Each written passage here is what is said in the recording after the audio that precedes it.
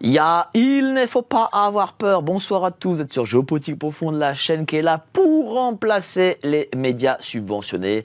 On va parler de Syrie comme Apolline de Malherbe, évidemment, n'osera pas le faire. Alors aujourd'hui, je suis très content, je reçois la journaliste Hafsa Kara Mustafa. Elle a écrit ce dernier excellent livre, Le soldat, le rabbin et le Maghreb arabe, chez K Édition, chez nos amis de K Édition, que je salue, une belle maison d'édition tunisienne. Donc vraiment, je les salue et je travaille beaucoup avec eux. Et mais avant ça, n'oubliez pas, adhérer au club Géopolitique Profonde. Vous cliquez sur le lien ci-dessous. Voilà, déjà 18 mois que nous existons sur ce format. Vous adhérez au club comme François Martin, comme Claude Janvier, comme Philippe Perlin et tellement d'autres qui écrivent pour ce magazine. Vous cliquez sur le lien ci-dessous. Et vous avez 7 jours d'essai gratuit. N'oubliez pas, il ne faut pas avoir peur. La boutique est ouverte, géopolitiqueprofonde.com. Bonjour, cher Hafsa. On est en direct de Londres avec vous. Alors déjà, un petit mot, tiens, sur ce livre, qui est quand même assez détonnant, je trouve. Détonnant dans quel sens? Eh ben, il n'est pas politiquement correct. Et vous êtes un auteur quand même qui n'est pas très politiquement correct, faut le dire. J'ose l'espérer, en effet. Oui, ce livre est en fait une étude plus approfondie par rapport à mon premier livre, qui est Berbère de Sion, où je touchais la question du berbérisme en Algérie et sa genèse au moment de la colonisation de l'Algérie par la France. Et donc, j'approfondis un peu le sujet et bien évidemment, je retrouve des liens très étroits entre le berbérisme, le colonialisme et aussi le sionisme. Et donc, je détaille cela dans ce livre. Et c'est vrai qu'il y a énormément aussi de parallèles avec la situation que nous vivons aujourd'hui dans le Moyen-Orient. Alors, les liens comme ça, de façon succincte, entre les trois? Le premier lien qui vient à l'esprit serait de parler de la politique du diviser pour mieux régner, qui est un peu la vertèbre, en fait, la colonne vertébrale, pardon, de l'impérialisme et du colonialisme, c'est-à-dire qu'il faut toujours encourager la séparation, la division au sein des peuples pour mieux les maîtriser, pour mieux les coloniser. Et donc, on a vu ça avec la guerre en Irak, par exemple, avec l'invasion de 2003, où on a insisté sur le schisme chiite et sunnite. Au Maghreb, on insiste sur la séparation entre arabes et berbères, etc. Donc, c'est une politique qui permet de maintenir les peuples divisés afin de mieux les contrôler au final. Mais comment on fait pour diviser aussi facilement les peuples? Et je ne pense pas seulement les peuples du Maghreb ou du Moyen-Orient, mais aussi les peuples en France. On voit la France excessivement divisée. Comment ces gens qui nous gouvernent arrivent à diviser aussi facilement? Avec un outil qui est absolument merveilleux, c'est la propagande. La propagande est très efficace, elle existe depuis très très longtemps sous différentes formes, bien évidemment, mais c'est très facile de générer la peur, de créer la division au sein d'une société, de détourner l'attention d'un problème en accusant une communauté, une partie de la population, etc. Donc cette formule existe sous différentes formes à travers tous les pays au monde. C'est comme ça d'ailleurs que certains gouvernements maîtrisent et contrôlent leur population. Et donc voilà, c'est avec des outils de propagande très efficaces. On le voit à ce jour d'ailleurs en Occident et on l'a vu à travers notre histoire, à travers le monde arabe. C'est dangereux d'écrire le Berbère de Sion aujourd'hui en 2024? Ça a été un peu difficile en Algérie, surtout puisque j'ai quand même subi un certain lynchage, puisqu'il y a une doxa dominante qui s'est un peu imposée autour de ce thème-là et on n'a pas véritablement toléré qu'on remette en question certaines choses qui se sont imposées comme des faits. Donc, d'ailleurs, le livre a été interdit au Salon du livre d'Alger. Mais enfin, je ne sais pas s'il y a aussi danger. Il y a juste un espèce de lynchage médiatique qui s'organise, qui est devenu un peu légion à chaque fois qu'une personne un peu sort du carcan habituel et sort de la doxa dominante, que ce soit d'ailleurs en Algérie ou dans n'importe quel pays désormais. Aujourd'hui, dès que vous n'abondez pas dans le sens du mainstream, si vous voulez, on va organiser un peu votre mise à mort virtuelle, mais sans plus. Alors, ma dernière question, après on va passer, je vais présenter tous nos amis autour de la table. Le fait qu'on ne puisse pas parler, c'est comme ça, c'est un phénomène nouveau. Quand vous avez commencé votre métier de journaliste, c'était comme ça aussi?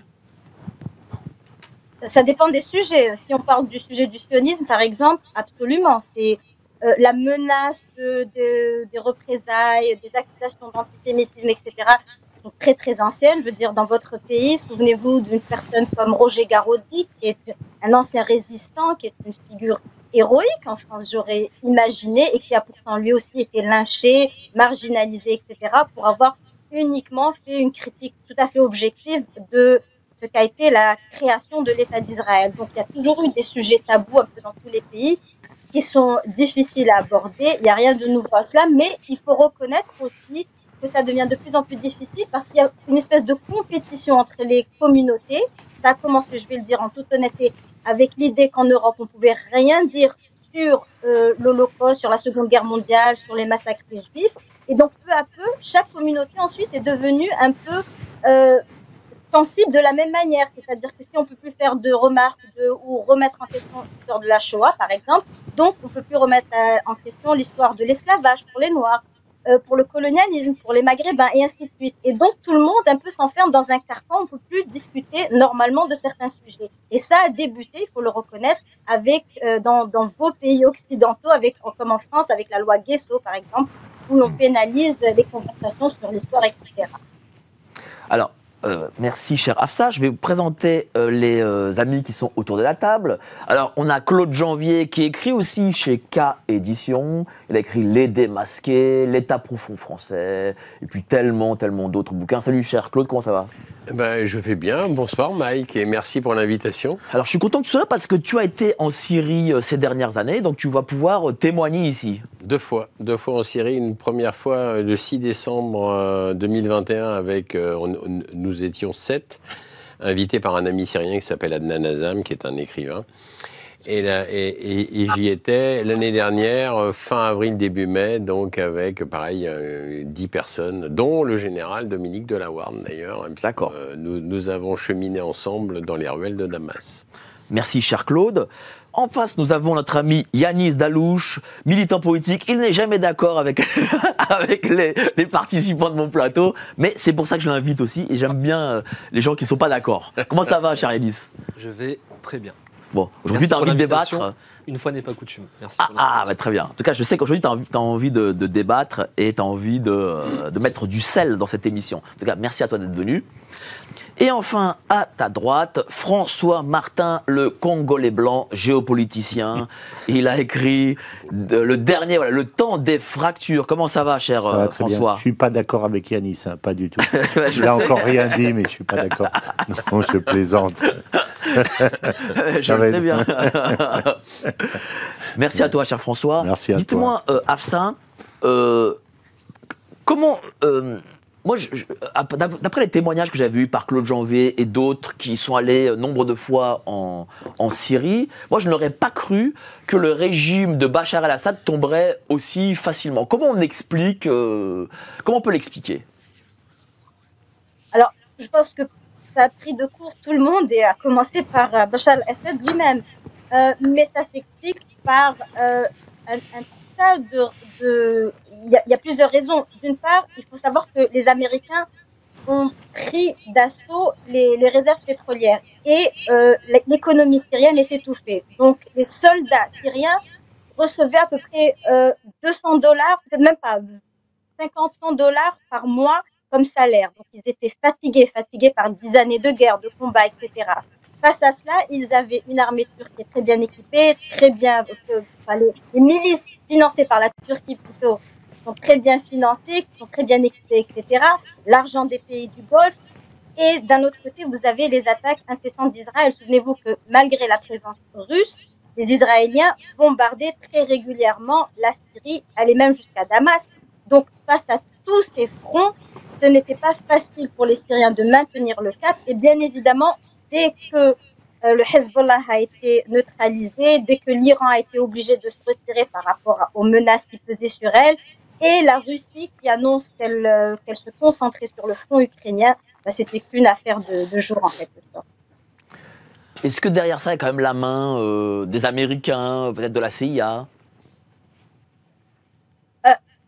De toute façon, les mains de la CIA, ils sont depuis le tout début, et on sait très bien que des personnes, Giuliani, etc., sont financés, soutenus par les Occidentaux. Hillary Clinton avait avoué avoir créé, voire même financé et même créé Al-Qaïda. Donc, on sait que le soutien américain est là dès le début. On sait de toute façon que la Syrie faisait partie de cet acte du mal. Souvenez-vous, le fameux speech qu'avait tenu Bush en 2001, où il identifiait les pays que l'Amérique devait éliminer, les régimes qui lui étaient hostiles. Donc on sait très bien que la présence de la CIA, elle y est.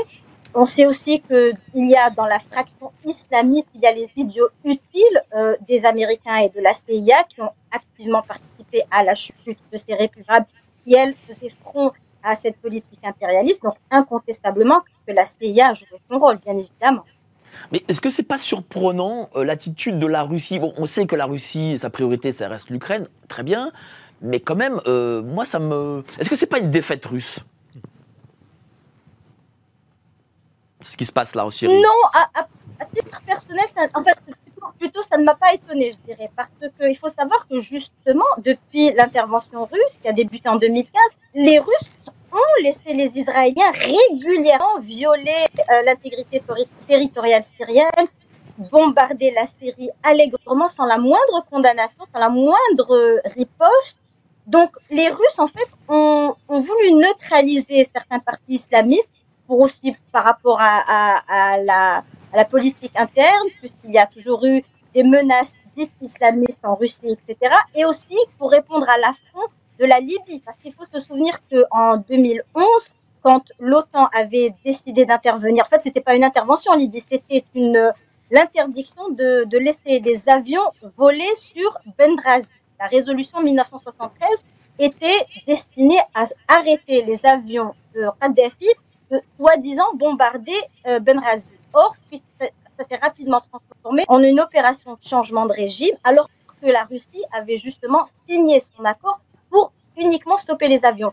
Donc, face à cet affront où les pays de l'OTAN ont répondu par un changement de régime brutal auquel s'était opposée la Russie s'est retrouvée un peu obligée d'intervenir en Syrie pour laver cet affront. Et voilà, face à une milice islamiste avec laquelle elle avait déjà de toute façon exprimé une certaine hostilité, les premières opérations étaient faciles, mais le but n'a jamais véritablement été de protéger corps et âme Bachar al-Assad, puisque les Russes ont laissé les Israéliens régulièrement attaquer la Syrie. Cette absence, ce retrait plutôt du soutien russe, à titre personnel, ne m'a pas étonné puisqu'il s'inscrit dans la politique russe. Et il faut savoir qu'entre la Syrie et Israël, les Russes, qui ont un lien très étroit, très particulier avec les Israéliens, ils allaient toujours faire le choix d'Israël. Ah bon? Quel est le lien particulier? Le lien déjà, c'est que historiquement, la majorité des grandes figures du sionisme viennent d'Europe de l'Est, voire même de la Russie. Il faut savoir que la deuxième langue parmi le peuple israélien, c'est le russe. Il faut savoir qu'après la chute du communisme, il y a eu des flux migratoires très très importants de populations russophones, pas toujours juives, même orthodoxes, mais tout de même russophones. Donc les liens entre... Et donc ça a créé une espèce d'immigration russe dans l'État d'Israël qui date des années 90, qui est très importante et qui a renouvelé, si vous voulez, même la nouvelle génération. Et donc, ça fait que les relations entre Israël et la Russie sont en fait très intenses. C'est vrai que la Russie a toujours été, historiquement, l'Union soviétique a été plutôt pro-arabe, c'est la vérité, mais ça n'empêche qu'elle a aussi été pro-israélienne. D'ailleurs, le premier pays à reconnaître l'État d'Israël, et je le mentionne d'ailleurs dans mon livre, c'est Staline. Alors, dites-moi, qui est exactement Monsieur Abou Mohamed Al-Joulani? Écoutez, c'est un militant islamiste qui a été tantôt avec Daesh, l'État islamique, qui a été aussi avec Al-Qaïda, qui est né en Syrie, qui s'est pris le nom d'Al-Joulani parce que ce qui signifie celui du Golan, celui qui vient du Golan en arabe. Et donc, comme c'est un territoire qui est occupé par l'État d'Israël, donc ça avait un effet un peu qui galvanisait les populations, puisqu'on voyait, puisque ses disciples, si vous voulez, voyaient en lui celui qui allait libérer le Golan. Donc c'est un peu un surnom trompe-l'œil pour dire que ces islamistes allaient faire front à l'ennemi éternel du monde musulman, à savoir l'État colonialiste d'Israël. Mais en fin de compte, c'est un poulain de l'impérialisme qui a permis l'effondrement du gouvernement syrien et donc l'occupation d'une immense partie du territoire syrien par les Israéliens en moins d'une semaine. C'est pour ça en trompe-l'œil, vous dites. Oui, le prénom est trompe-l'œil. Il visait à l'origine à rassembler les foules, parce que c'est vrai que la cause palestinienne et la défense de la Palestine est très très chère au monde arabe et musulman. Et donc pour un peu... d'ailleurs, c'est ce qu'a fait aussi Erdogan par le passé. C'était toujours utiliser la cause palestinienne pour paraître comme un héros musulman. Mais au final, c'est trompe-l'œil. Et là, on le voit, puisque El-Joulani n'a pas formulé une seule parole de condamnation par rapport non seulement à l'occupation du territoire syrien par les Israéliens, mais aussi les bombardements répétés sur les infrastructures très sensibles syriennes, les infrastructures et militaires et scientifiques syriennes. Il n'a pas dit des mots par rapport à ces attaques. Dites-moi, que va devenir... on va assister à quel type de régime avec Monsieur Abou Mohamed Al-Joulani? Ce sera vraiment un régime islamiste ou ce sera... qu'est-ce que ce serait? À mon avis, bien évidemment, c'est trop tôt pour juger, mais à mon avis, il va établir une espèce d'État islamiste light, si vous voulez. Je pense que Al-Joulani a été relooké, même physiquement. D'ailleurs, on a rasé la barbe d'hirsute, on a enlevé le turban, on lui donne un look un peu Fidel Castro. Ça marche mieux avec les médias occidentaux.